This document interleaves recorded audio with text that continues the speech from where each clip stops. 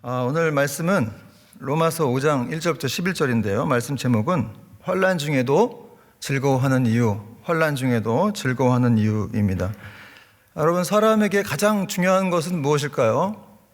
어떤 사람은 돈이 가장 중요하겠고 어떤 사람은 명예가 더 중요할 수 있겠는데, 여러분, 사람에게 가장 중요한 것은 제가 생각하기에는 건강이라고 생각합니다. 건강 잃으면 다 잃는 거잖아요. 그렇죠? 건강 잃으면 아무것도 할 수가 없습니다. 근데 여러분, 그래서 건강을 회복하기 위해서 좋은 약도 먹고 밥도 먹고 음식도 먹고 그러는데, 이 육체적인 건강보다 더 중요한 게 있죠. 그건 뭡니까? 바로 영적인 건강입니다. 여러분, 왜냐하면 이 사람이 하나님의 형상으로 창조가 되었기 때문에 이 하나님과 영적인 교제가 반드시 필요한 것이죠. 그러므로 여러분, 영적으로 좀 튼튼해지고 건강해지기 위해서 이렇게 하나님의 말씀에 대해서 잘 아는 사실들이 중요하죠. 특별히 경건 생활들이 중요하고, 특별히 신앙의 기초와 또 기본이 되는 그런 말씀들을 아는 것이 참 중요합니다. 여러분, 종교개혁의 정신이 뭔지 아십니까? 종교개혁의 정신은 근본으로 돌아가자입니다. 성경으로 돌아가자. 기본으로 돌아가자죠. 여러분, 그러니까 성경으로 돌아가게 하기 위해서 이 종교 개혁자들이 목숨 걸고 싸운 거예요. 여러분, 이 탁월한 운동선수들도 제일 먼저 하는 게 뭐죠? 구보부터 하죠. 구보를 못하는 사람은 없는데, 여러분, 우리 신앙의 구보를 무시하는 사람들은 많이 있다는 것이죠. 신앙의 구보는 뭡니까? 바로 기도와 말씀이에요. 그래서 오늘은 이렇게 신앙의 가장 기본이 되는 말씀을 좀 우리가 확인해 보는 시간을 갖도록 하겠는데, 기초가 부실하면 집이 무너지듯이 가끔 이렇게 기초를 확인해 봐야 한다는 것이죠. 제가 하나 물어보겠는데, 여러분, 우리가 이렇게 예수님 믿으면 모든 죄가 다 용서를 받습니까? 확신 없나요? 모든 죄가 다 용서를 받습니까? 여러분, 우리가 예수 믿으면 의롭다 여김을 받게 되고 또 구원받고 그분의 자녀가 되는 거 맞습니까? 예전에 어떤 목사님이 이렇게 우리 교회 목사님은 아니신데, 그분이 이제 예수 믿으면 구원받을 것 같아요 하면서 진리를 알아야 구원을 받는다, 이런 말을 해서 굉장히 좀 혼란스럽게 느껴졌던 적이 있었는데, 그렇습니다. 여러분, 예수 믿으면 이렇게 모든 죄에서 단번에 다 용서를 받고 또 의롭다 여김을 받고 또 구원을 받게 됩니다. 그렇다면 오늘은 우리가 이 의롭다고 여김을 받는 것이 과연 무엇인지를 좀 살펴보고자 하는데요. 여러분, 성경에서 우리가 예수님 믿으면 의롭다고 하는데 정말 우리가 의롭습니까? 이렇게 의로운 것 같지도 않는데 성경에서 의롭다고 하니까, 그럼 너는 어떠냐? 저도 로마서 3장 23절은 이렇게 말씀하고 있는데, 의인은 없나니 하나도 없다. 여러분, 이렇게 의롭게 여김을 받는다는 게 과연 무엇인지 좀 잘 알아야 이 성경이 잘 풀려나가는 건데요. 창세기 15장 6절 말씀을 보면은 아브라함이 하나님을 믿으니까 그것을 그에게 의로 여기셨다, 이런 말씀이 있어요. 아브라함이 여호와를 믿으니 여호와께서 이를 그의 의로 여기시고, 이거를 바울이 이제 로마서에서 해설을 했는데, 로마서 4장 22절에서 그러므로 그것이 그에게 의로 여겨졌느니라. 그것이 뭡니까? 아브라함이 하나님을 믿은 것. 그래서 하나님이 아브라함을 의롭게 여겼다는 거죠. 여러분, 하나님께서 아브라함을 찾아오셨어요. 장막 가운데 찾아오셔가지고 이렇게 밖으로 부르셨죠. 그래서 하늘의 많은 별들을 보여주면서 내 자손이 이와 같이 많으리라, 이렇게 말씀하셨더니, 아브라함이 믿었습니까? 안 믿었습니까? 아브라함이 믿었어요. 그가 나이도 많고 또 생식 능력도 끊어지고 자기 조건을 보지 않고 하나님을 믿었다는 것이죠. 여러분, 이렇게 믿었는데 이때 이 아브라함에게는 어떤 선한 행동이, 의로운 행동이 들어갔나요? 점수 딸 만한 어떤 행동이 있었습니까? 없었어요. 그런데도 불구하고 하나님은 너 의롭구나, 이렇게 말씀하셨다는 것이죠. 여러분, 아브라함이 어떤 선한 행동이나 의로운 행동을 하지 않았음에도 불구하고 하나님이 의롭다고 했는데, 그렇다면 이 성경이 말하는 의롭다는 개념은 도대체 뭔가, 우리가 의롭다고 생각하는 개념과 어떻게 다른지를 좀 알 수가 좀 살펴봐야 될 것 같은데요. 보통 일반적으로 의롭다고 하는 개념, 이것은 서양적 개념으로 영어로 말하면 righteous, 저스티스라고 할 수가 있죠. 그래서 뭐 의로운 행동을 말합니다. 그런데 성경에서 말하는 이 의롭다는 개념은 그런 선한 행동의 개념이 아니라 이 원어적으로 보면 어떤 이렇게 서로를 신뢰해서 그 책임을 다하는 것, 뭐 이런 뜻을 갖고 있어요. 그리고 하나님에 대한 인간의 바른 관계와 하나님의 언약을 굳게 믿는 것, 이런 것이 성경에서 말하는 의롭다는 겁니다. 여러분, 결혼할 때 여러분 어떻게 결혼하나요? 중매도 하고 또 연애 결혼도 많이 하죠. 보통 연애 결혼을 많이 하는데, 근데 요즘에는 연애와 중매의 개념이 많이 좀 사라진 것 같긴 하더라고요. 그리고 또 요즘의 특징을 보면은 좀 자매분들이 먼저 이렇게 프로포즈하고 고백하는 경우가 많이 있더라고요. 저는 개인적으로 이렇게 자매가 먼저 사귀자고 고백하는 게 좋아요. 박력 있잖아요. 제가 결혼할 때도 제 아내가 먼저 저한테 이렇게 사귀자고 고백을 했었습니다. 제 아내가 볼지 모르겠는데, 제가 먼저 만나자고 했지만, 1년 동안 또 우여곡절 끝에 못 만나고, 다음에 또 이렇게, 자매가 찾아와서 만나게 됐는데, 이렇게 예전에 그 3일교회 이 A관 본당 시절에 제가 철야 예배 끝나고 앉아있는데, 제 아내가 찾아와서 저한테 이렇게 뭘 확 던지고 가는 거예요. 돌멩이인 줄 알고 뒤에 머리통을 탁 맞았죠. 폭 소리가 났는데, 이렇게 종이를 이렇게 꾸깃꾸깃 해갖고 이렇게 던졌더라고요. 그걸 펴보니까 이렇게 돼 있었어요. 어디 나오라고. 제가 어떻게 했겠습니까? 저는 또 박력 있는 자매에게 끌리기 때문에 나갔습니다. 나가서 갔더니 요즘 뭐하냐, 누구 사귀냐. 그래서 제가 누구 사귄다 그러면 또 맞을까봐 그냥 제가 또 그런 사람 없다. 그랬더니 우리가 이렇게 사귀게 돼서 이렇게 결혼까지 이렇게 되었습니다. 여러분, 이렇게 두 사람이 이렇게 연애를 해서 또 보통 일반적으로 남자가 찾아와서 결혼합시다, 사랑합니다, 결혼합시다, 그렇게 말하면 여자가 어떻게 해요? 네, 알았어요, 믿어요, 이렇게 말하죠.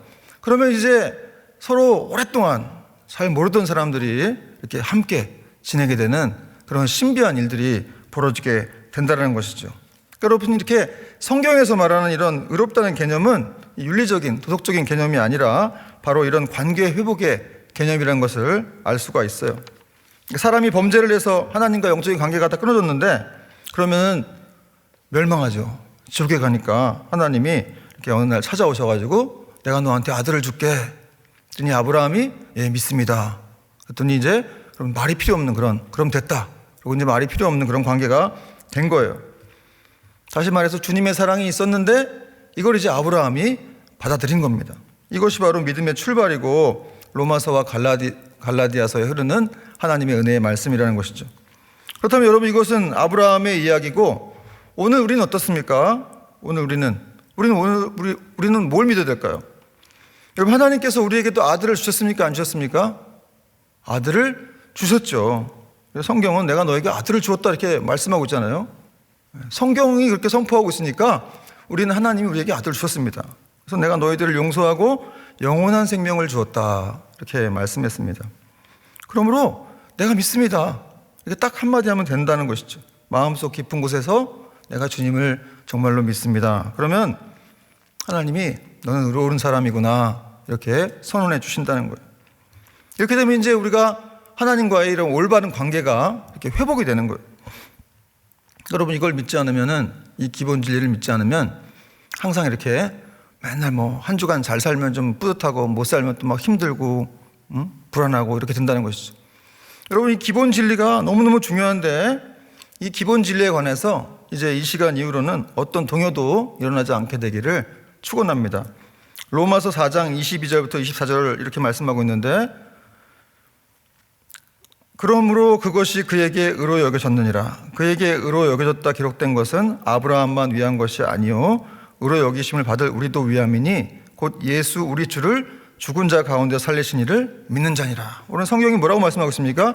아브라함에게 언약하신 말씀이 우리에게까지 연결되어 있는 그런 말씀이라고 성경은 말씀하고 있다는 것이죠. 그러므로 여러분, 오늘 본문으로 돌아와서 우리가 이 예수 그리스도를 믿음으로 의롭다 칭함을 받았고 또 하나님과 관계가 회복되었다는 거예요. 그래서 화평을 누리자. 하나님과 화평을 누려야 된다. 이렇게 말씀하고 있습니다. 또한 하나님의 진노와 심판의 대상에서 믿음으로 서 있는 이 은혜에 들어감을 얻게 되었다라고 말씀하고 있다는 것이죠. 그런 특권을 얻게 되었다는 겁니다. 오늘 로마서 본문 5장 1절부터 2절은 이렇게 말씀하고 있습니다. 그러므로 우리가 믿음으로 의롭다 하심을 받았으니 우리 주 예수 그리스도로 말미암아 하나님과 화평을 누리자. 또한 그런 말미암아 우리가 믿음으로 서 있는 이 은혜에 들어감을 얻었으며 하나님의 영광을 바라고 즐거워하느니라. 아멘. 여러분, 이 믿음으로 서 있는 이 은혜에 들어감을 얻었다.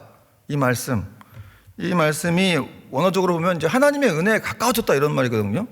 예수님을 통해서 우리가 하나님의 존존 앞에 완전히 도달된 상태다. 이미 얻었다. 그 영생을 얻었다. 그런 얘기를 하고 있는 거예요. 여러분, 이게 왜 중요하냐면은 여러분, 하나님 앞으로 아무나 못 가잖아요. 아무나 갈 수 있어요? 예수 그리스도가 아니면 하나님 앞으로 갈 수가 없다는 거예요. 여러분, 왕을 아무나 만나나요? 왕을 아련하기 위해서는 그가 어떤 권력을 위임한 어떤 사람의 인도가 있든지 해야 되겠죠. 우리가 지금 백악관이나 청와대 찾아가면 안 만나줘요, 대통령이. 그렇죠? 누군가의 중재가 있어야 한다는 것이죠. 권력 있는 사람의 중재가 있어야 돼요. 예수님으로 말미암지 않고는 하나님과 결코 화평할 수가 없다는 거예요. 그분을 알 수도 없고 만날 수도 없다. 그래서 이게 이렇게 중요한 것이죠. 예수 그리스도로 말미암아 우리는 이 은혜를 얻었고 이미 그 영생을 얻었다는 것이죠. 거기서 이제 예수님은 이 말씀과 관련해서 요한복음 5장 24절에서도 확실하게 또 확인 도장을 찍어주셨는데, 요한복음 5장 24절 이렇게 되어 있습니다. 내가 진실로 진실로 너에게 이르노니 내 말을 듣고 또 나 보내신 이를 믿는 자는 영생을 얻었고 심판에 이르지 아니한다. 사망에서 생명으로 옮겨갔다. 여러분, 예수 믿는 사람들이 이미 영생을 얻었다는 거예요. 할렐루야. 여러분, 이미 영생을 얻었다. 영생을 얻을 것이고 앞으로 얻을지도 모를 것이고 이런 게 아니라 이미 영생을 얻었다 이렇게 말씀하고 있죠. 이것이 바로 은혜라는 거예요. 또 요한복음 1장 12절도 이렇게 말씀하고 있는데, 영접하는 자 곧 그 이름을 믿는 자들에게는 하나님의 자녀가 되는 권세를 주셨다.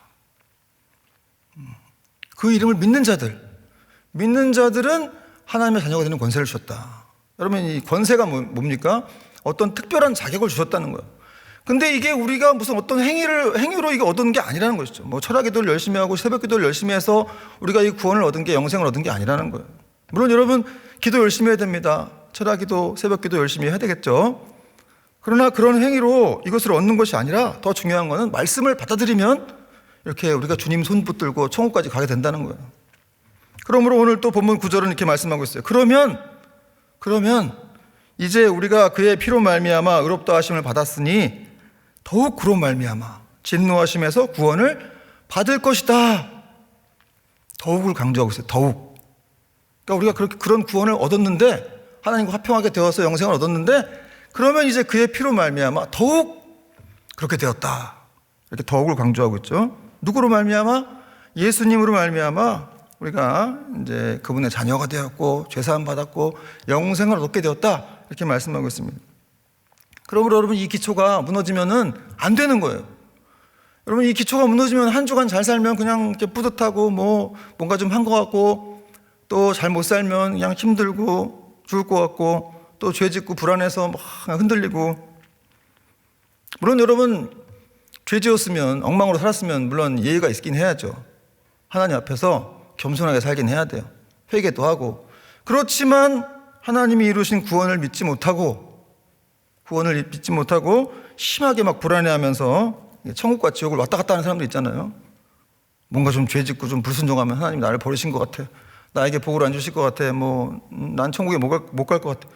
근데 이런 상태로 이렇게 죄 짓고 있는데 이 천국에 갈 수 있나? 이런 생각도 할 수 있다는 것이죠.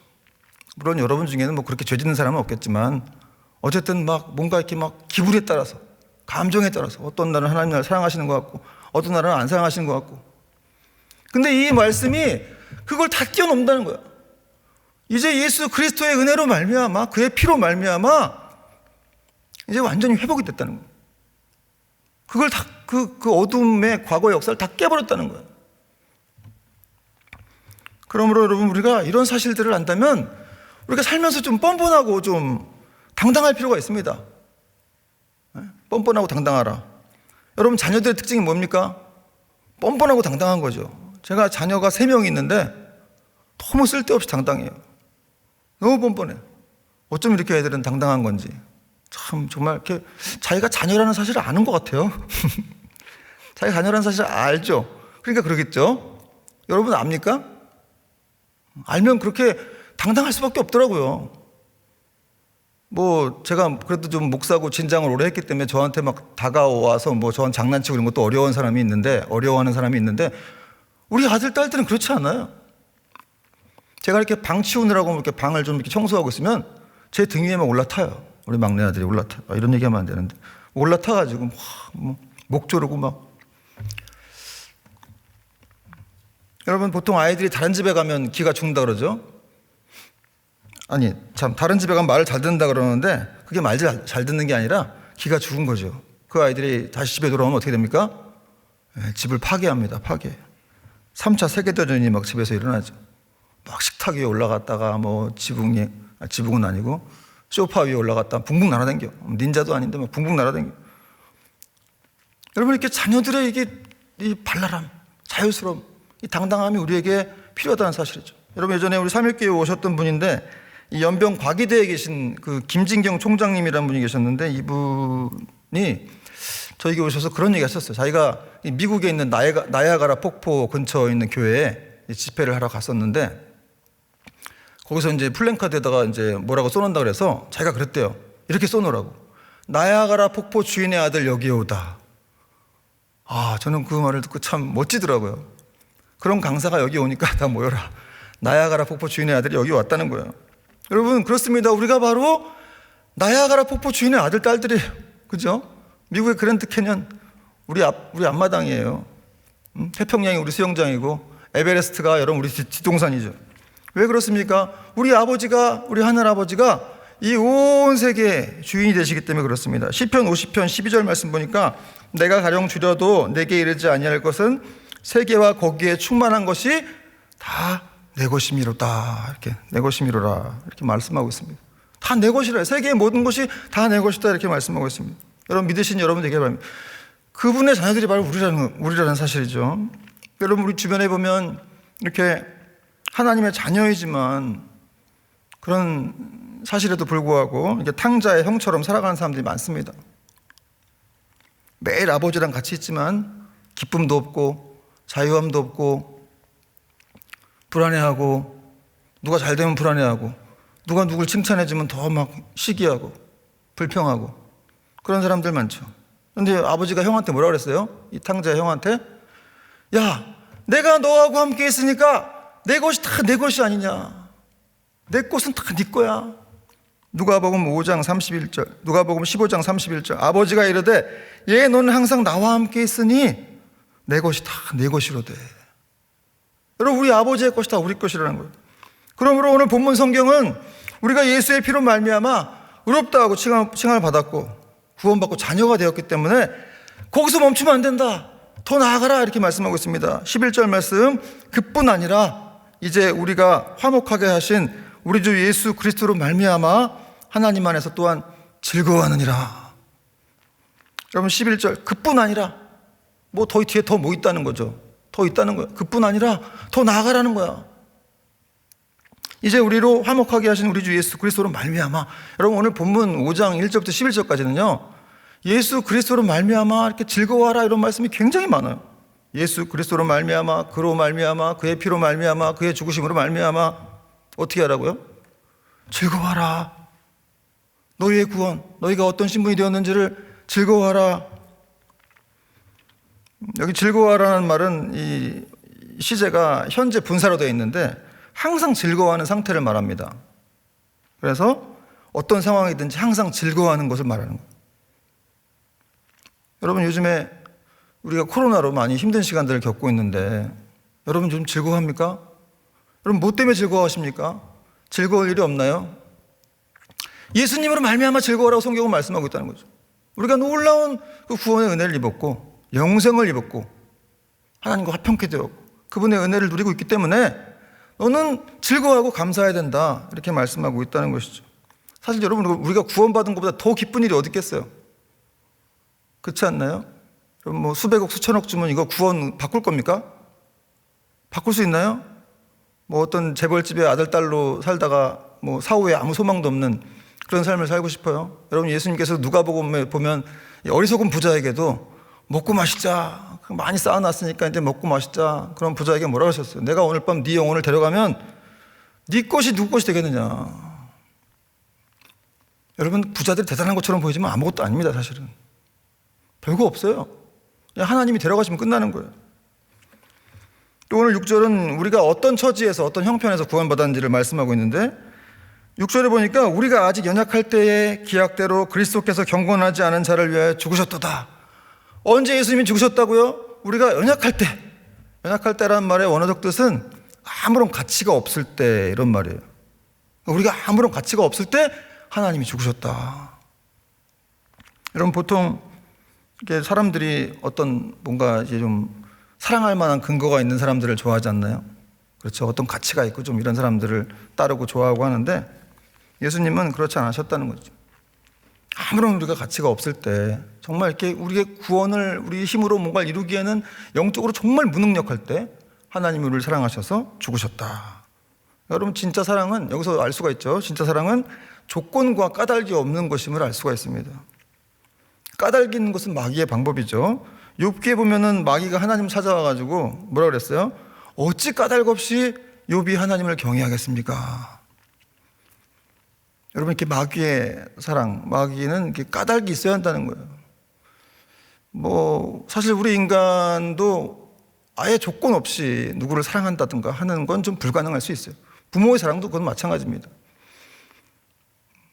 제일 하나님의 사랑과 비슷한 부모님의 사랑도 어떤 조건이 있을 수가 있는데, 그러나 하나님의 사랑은 조건이 없다는 거예요. 무가치할 때 그때 우리를 이미 그렇게 사랑하셔서 죽기까지 하셨다고 성경은 말씀하고 있습니다. 또 그렇게 계속해서 그런 상황에서 하나님이 또 사랑도 확증해 주셨다, 이런 말씀을 8절에서 하고 있는데, 8절 말씀 보니까 우리가 아직 죄인 되었을 때 그리스도께서 우리를 위해 죽으심으로 하나님께서 우리에 대한 자기의 사랑을 확증하셨느니라. 아멘. 여러분이 확증하셨다는 말이 또 중요한데요, 이게 현재 능동형으로 시제가 되어 있는데 이렇게 계속과 반복을 나타내는 거예요.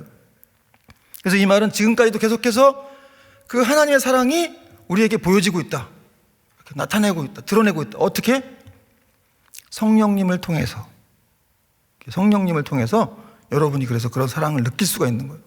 말씀을 듣는다든지 예배를 이렇게 드린다든지 뭐 기도를 한다든지 할 때 이 성령님을 통해서 그런 어떤 하나님의 사랑을 확인받는 거예요. 근데 눈에 보이지 않기 때문에 그걸 뭐 우리가 이렇게 다 확인해 볼 수는 없지만, 어쨌든 믿는 자들에게는 이런 성령님의 역사를 통해서 알 수 없는 기쁨이 임한다는 것이죠. 우리의 환경과는 상관없습니다. 여러분, 우리는 이러한 모든 이런 확고한 사실들의 근거에서 우리가 즐거워하고 기뻐해야 한다는 것을 성경은 말씀하고 있습니다. 크리스찬이 진짜 기뻐해야 될 일은 바로 예수님 때문이죠. 그렇죠? 우리가 예수님 때문에 기뻐하지 않으면 어떤 일도 기뻐할 수가 없어요. 예수님을 정말 기뻐해야만 다른 모든 일도 다 기뻐하는 거예요.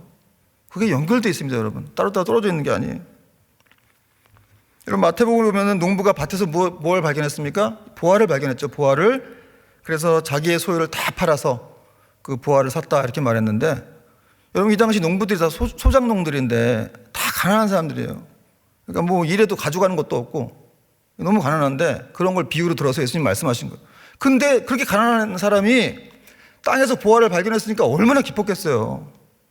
그렇죠? 그래서 그걸 가져왔다, 샀다는 거예요. 여러분, 우리는 이렇게 뭐 몇백억짜리 이런 로또 복권 맞은 것보다 더 큰 보화를 발견한 사람이죠. 바로 예수님이라고 하는, 예수 그리스도라고 하는 그런 엄청난 보화를 발견한 사람들입니다. 여러분, 저는 그래서 이번에 그 기쁨을 가지고 제가 내년에 이렇게 또 개척을 하게 되었습니다. 이 코로나에 너 미쳤구나. 제가 신학을 처음 할 때 미쳤다는 말을 들었는데, 이제 코로나에 개척한다고 하니까 또 사람들이 미쳤다고 그러더라고요. 근데 여러분, 제가 자주 가는 이제 미용실이 있는데, 거기서 이제 미용실 원장님이 이제 믿는 분인데, 그분이 이런 얘기를 하시더라고요.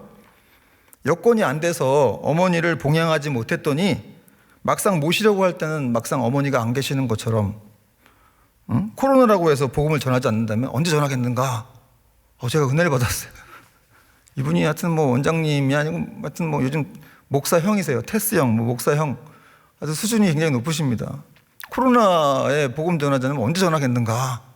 무슨 뭐 복음이 어떤 시대가 어느 전할 때가 있는 겁니까?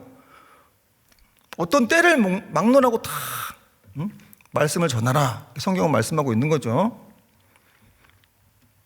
여러분 고린도후서 6장 2절은 그래서 이렇게 말씀하고 있는데 지금은 은혜 받을 만한 때고 구원의 날이다 이렇게 말씀하고 있어요. 고린도후서 6장 2절 이르시되 내가 은혜 베풀 때에 너에게 듣고 구원의 날에 너를 도왔다 하였으니 보라 지금은 은혜 받을 만한 때요 보라 지금은 구원의 날이로다. 여러분 지금이 은혜의 때인 줄 믿습니다. 여러분 이게 무슨 말이냐면은 사실 뭐 이사야가 이제 예언한 건데 이걸 바울이 다시 이렇게 인용한 거예요. 이게 지금 예수 그리스도의 복음의 문이 활짝 열린 시대가 됐다는 것이죠. 지금은 그리스도를 믿는 그런 모든 사람들에게 은혜가 임하는 복된 시대가 그런 문이 복음의 문이 활짝 열린 시대가 되었다라는 거예요. 그러므로 지금은 진짜 은혜의 때다. 여러분 성경은 시대를 초월하는 것인데 몇천 년 전에 뭐 쓰여졌던 말씀이긴 하지만 지금도 똑같이 통용되는 말씀이죠. 지금이 바로 은혜의 때입니다. 여러분 믿으시기 바랍니다. 여러분 코로나로 많이 힘들고 우리가 어려운 시기를 보내고 있지만 지금이야말로 은혜의 때라는 것이죠. 구원받을 만한 날이로다. 여러분의 삶도 마찬가지예요. 지금이 은혜의 때예요. 뭐 환경이 좋아지고 상황이 좋아져서 은혜의 때가 된 게 아니고 지금이야말로 우리 예수님의 은혜가 우리 가운데 임하고 있지 않습니까? 우리하고 함께하고 있잖아요. 그것이 바로 진정한 은혜의 때라고 성경은 말씀하고 있다는 것이죠. 그러므로 너희들은 환난 중에도 즐거워하라. 이렇게 오늘 또 로마서 본문 3절과 4절을 말씀하고 있어요. 3절 다만 이뿐 아니라 우리가 환난 중에도 즐거워하나니 이는 환난은 인내를, 또 4절 인내는 연단은 소망을 이루는 줄 알미로다. 여러분 로마서 오늘 5장 3절을 보니까 다만 이뿐 아니라, 아까 11절에는 그뿐 아니라 그랬는데 또 오늘 3절에는 이뿐 아니라, 다만 이뿐 아니라 더 나아가야 된다는 거예요. 환난 중에도 즐거워하라. 다만 이뿐 아니라 우리가 환난 중에도 즐거워해야 된다. 왜? 고난이 소망을 만들어낸다. 여러분 이 바울 시대 당시 로마에 있는 그리스도인들이 굉장한 핍박을 받았어요. 엄청난 환난과 가난과 억압 속에 살았죠. 그래서 뭐 예수 믿으면 다 이렇게 십자가에 못 박히기도 하고 화형을 당하기도 하고 뭐 짐승의 밥이 되기도 했죠. 그럼에도 그들은 화형을 당하면서 찬송을 했다는 거예요. 짐승의 밥이 되면서 주님을 찬미하고 AD 70년부터 107년까지 안디옥 교회 감독이었던 이그나티우스라는 이 감독이 이 로마의 원형 경기장에서 야수에게 찢겨 죽는 그런 순교를 당했는데 이 사람이 그것을 앞두고 이렇게 기도했어요. 나는 하나님의 알곡으로 맹수의 이빨에 갈아져 하나님이 드실 순수한 음식이 되기를 바랍니다. 맹수들이 무덤처럼 나의 몸을 남김없이 삼켜서 내가 잠들 때 아무에게도 짐이 되지 않기를 바랍니다. 참 정말 우리 평범한 사람으로서는 따라할 수 없는 그런 고백이죠. 그러나 이들은 정말로 예수님 때문에 그 삶을 던지는 걸 두려워하지 않았습니다. 내가 맹수의 이빨에 갈아져서 하나님이 드실 순수한 음식이 되길 바란다. 어떻게 이런 고백을 할 수가 있을까요? 여러분 왜 이들이 이렇게 고백했냐면 바로 오늘 말씀처럼 고난이 소망을 만들어내기 때문에 그렇습니다. 여러분 소망이라고 하는 것은 이제 언어적으로 하나님의 형상으로 재창조가 되는 것을 말하는데 여러분 인간이 환난이나 고통을 통해서 믿음에 대한 모순이 생기거나 또 하나님을 비난하게 되는 것이 아니라 오히려 그 고난을 통해서 인간에게 인내가 발생하고 오늘 성경은 말씀하고 있어요. 인내가 발생한다. 이 인내가 그냥 대충 참는 정도가 아니라 이 불굴의 신앙이 되는 걸 말해요. 정금 같은 신앙. 그렇게 된다는 거예요. 그리고 그것은 결국 이 소망으로 이어지게 된다. 그리고 하나님의 창조의 목적이 이루어지게 된다. 그리고 소망이 부끄럽지 않은 건, 소망이 실패되지 않는 것은 바로 하나님의 성령이 계시기 때문이다. 이렇게 또 말씀하고 있어요. 5절 말씀. 소망이 우리를 부끄럽게 하지 아니함은 우리에게 주신 성령으로 말미암아 하나님의 사랑이 우리 마음에 부은 바 됩니다. 여러분 왜 우리의 소망이 꺾이지 않고 이게 잘못되지 않는 걸까? 하나님의 성령께서 계속해서 그 성령님을 통해서 계속 이렇게 그리스도의 사랑을, 그 변하지 않는 사랑을 우리에게 보여주시고 있다는 거예요. 확증해 주시고 있다는 거예요. 여러분 어떤 분에게 들은 얘기인데 자신이 예전에 이렇게 섬기던 교회에 조폭 집사님이 계셨대요. 근데 그분이 이제 어느 날 상대방 조폭들한테 이렇게 끌려가가지고 산에 정말 생매장을 당했다는 거예요. 그래갖고 다 죽어가는 찰나에 갑자기 이게 자기가 어릴 때 이제 어머니에게 듣던 하나님 얘기가 생각나서 그 하나님을 붙들었다는 것이죠. 정말 하나님 살아계시면 나 좀 도와주세요. 기도를 했다 그래요. 그랬더니 정말 신기하게도 얼마 있다가 자기 편 조폭들이 찾아와가지고 그 땅을 파가지고 그 사람을 살려줬다.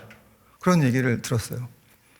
근데 이분이 그 조폭 집사님이 그때 이제 예수님을 제대로 믿고 회개하고 집사님이 되고 근데 그 교회 장로님까지 되셨다고 그러더라고요. 제가 왜 이런 얘기를 하냐면 극심한 환난 중에도 소망이 있다는 거예요. 하나님의 사랑. 여러분 우리가 평소에 살면서 그걸 못 느낄 수도 있지만 정말 이렇게 자녀들이 위급할 처지에 놓일 때는 하나님의 사랑이 그 속에 함께 하신다는 사실입니다. 여러분 15세기 위대한 종교개혁자 마르틴 루터는 그리스도인들을 가리켜서 이상한 새다 이런 표현을 했어요. 그리스도인은 이상한 새다. 왜냐하면 그들은 슬플 때도 노래하고 기쁠 때도 노래하기 때문이다. 이런 말을 했습니다. 여러분 지금 우리가 이렇게 살아 숨쉬고 있다면 하나님을 찬양하라는 뜻이에요. 우린 이상한 새입니다. 왜냐하면 슬플 때도 노래하고 기쁠 때도 노래하기 때문에 그렇죠. 예수님께서도 찬미하며 감람산으로 가셨다. 겟세마네 동산으로 가신 거예요. 십자가를 지시기 위해 찬미하면서.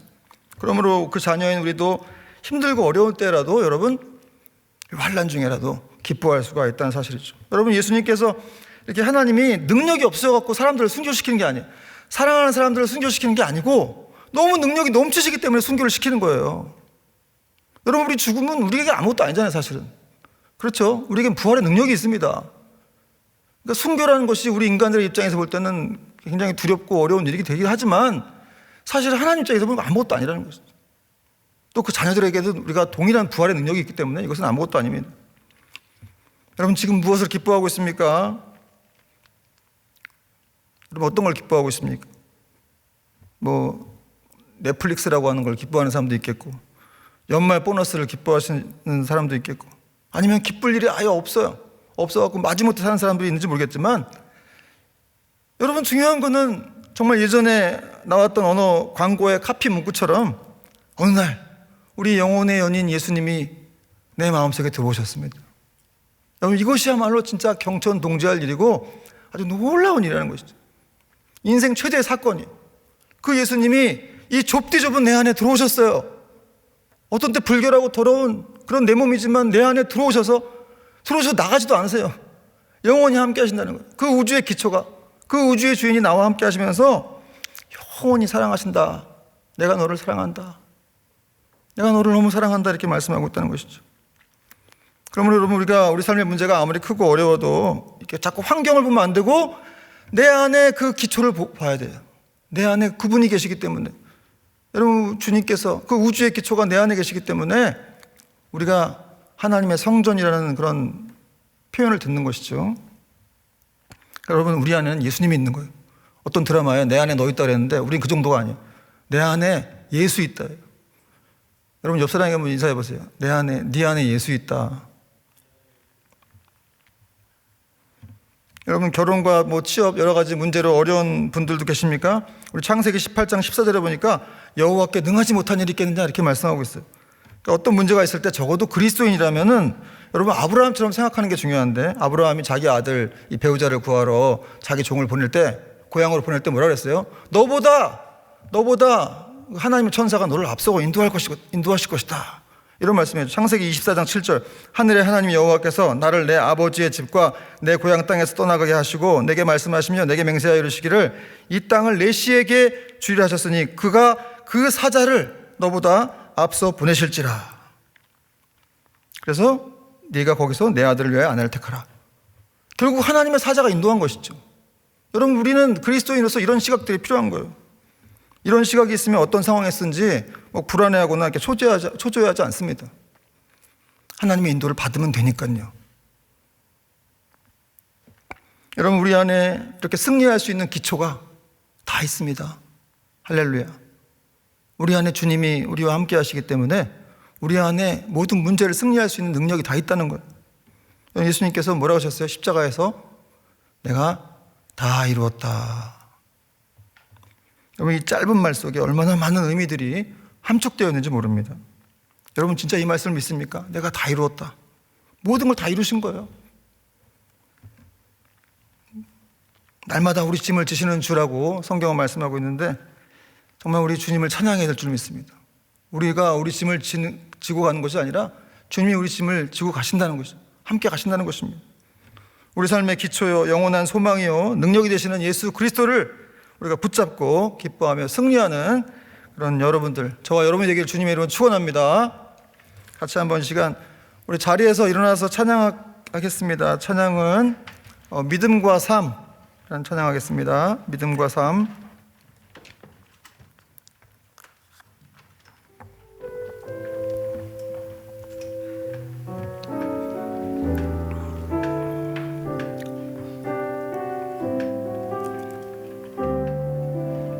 믿음과 삶을 살아내는 실력이 믿음과 삶을 살아내는 실력이 너무나 다른 내 모습을 볼 때에 좀 빨리 할게요.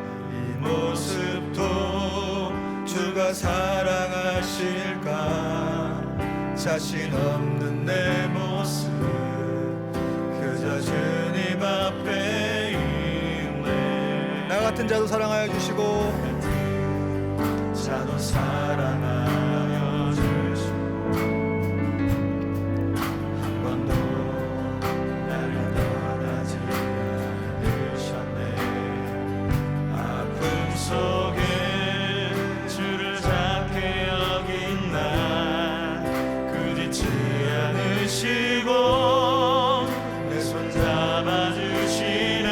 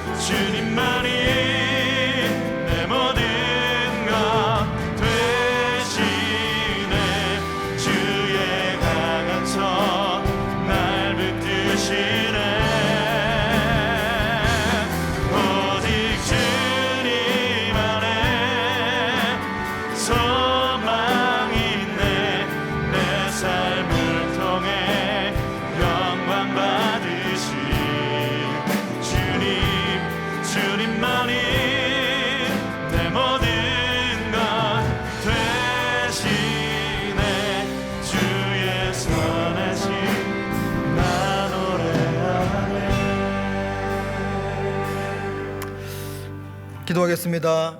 하나님 아버지 감사합니다. 저희들을 흑암 가운데에서 불러내 주시고 의롭다 칭해 주시고 또 구원의 은혜를 주셔서 자녀 삼아 주신 것 너무너무 감사를 드립니다.